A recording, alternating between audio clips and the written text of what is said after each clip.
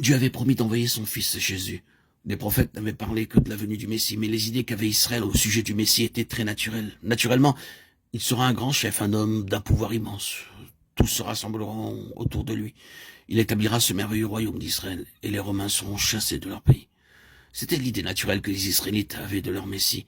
Mais lorsqu'il vint, il n'y avait point de place pour lui à sa naissance, et l'autorité qui était au pouvoir eut recours à son ancien jeu, et fit tuer tous les petits enfants mâles, avec le but spécial de mettre la main sur ce seul petit garçon.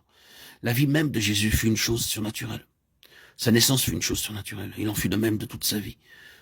Combien de fois nous lisons « Ils tinrent conseil afin de le faire mourir ». Et ils prirent des pierres pour le lapider. L'accomplissement de son ministère fut une chose céleste. Il était surnaturel. Et qu'en était-il de sa mort?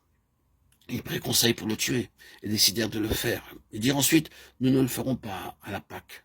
Ce ne serait pas le bon moment. » Et Dieu dit, je prendrai tout seul entre mes mains, c'est mon affaire et non pas la vôtre. Ce sera exactement au jour que je choisirai, et ce sera le jour de la Pâque. Jésus avait dit au sujet de sa mort, personne ne me l'ôte en ce qui concerne ma vie, mais je la donne de moi-même. J'ai le pouvoir de la donner et le pouvoir de la reprendre. J'ai reçu cet ordre de mon Père, Jean 10, 18.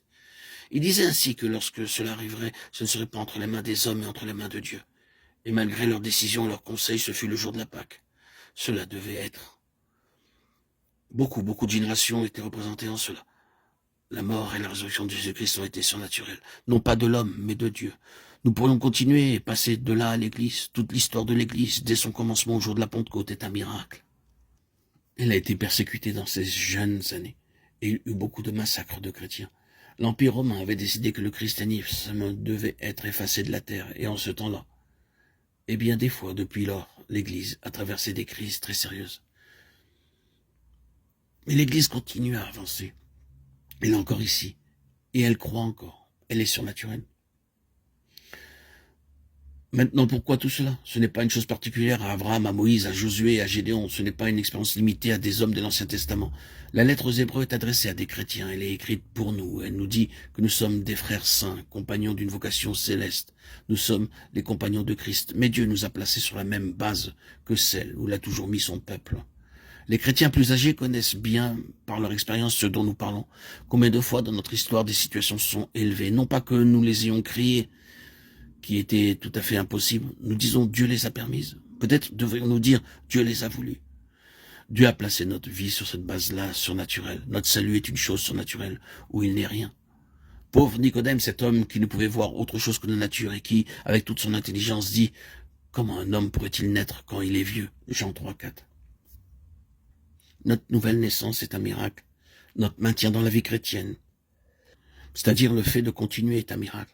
Et notre vie et notre triomphe dans beaucoup de situations impossibles sont surnaturels. Mais enfin, notre enlèvement dans la gloire sera surnaturel. Nous pouvons mourir d'une mort naturelle, mais nous ne ressusciterons pas naturellement. Ce sera l'acte de Dieu. Et s'il est vrai que nous partagerons sa gloire, nous qui nous connaissons nous-mêmes, nous dirons avec joie, ce sera un miracle. Une créature telle que moi, partager la gloire de Jésus-Christ durant l'éternité. Oui, cela sera surnaturel.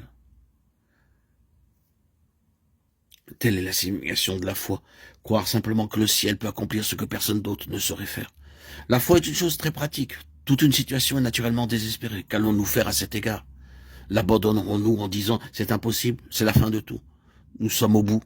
Ou bien dirons-nous « oui, il en est aussi, ainsi naturellement, mais le ciel est plus grand que la terre, et Dieu est plus grand que tout. » Tel est le message de la lettre aux Hébreux. C'est cela, vivre une vie céleste. Elle signifie vivre sur les ressources que le ciel a pour nous, alors que toutes les autres ressources sont épuisées.